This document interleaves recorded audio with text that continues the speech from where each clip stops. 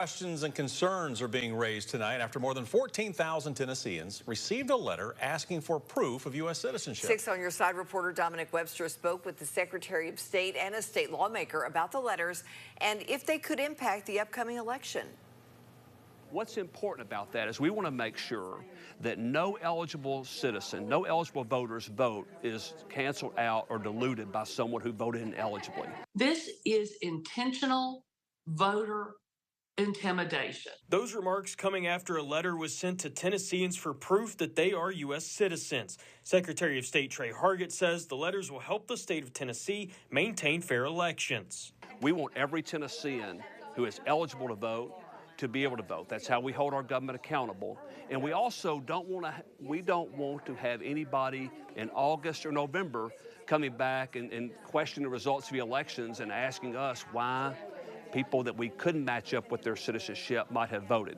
Those on the other side of the aisle are saying these letters are unnecessary and the correct avenues to address this possible issue by the Secretary of State and Chief Election Coordinator Mark Goens were not taken. It appears that Mark Goens is outside of his statutory authority on this. It clearly states in the statute he is supposed to send that information to the county election commissions.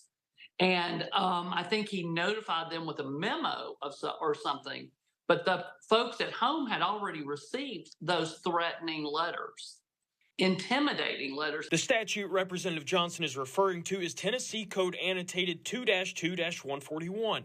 It states if evidence exists that a particular registered voter is not a citizen of the United States, the coordinator of elections shall notify the county election commission where the person is registered to vote that the registered voter may not be a citizen of the United States. Hargett says several of those who received letters have reached out. A lot of people have called our office, come by to see us, emailed us, mailed us back to help us make sure that we have their voter record corrected. Representative Johnson added that she encourages those who received the letters in her district to call her office so that she can try and help them. In Knoxville, Dominic Webster, 6 on Your Side.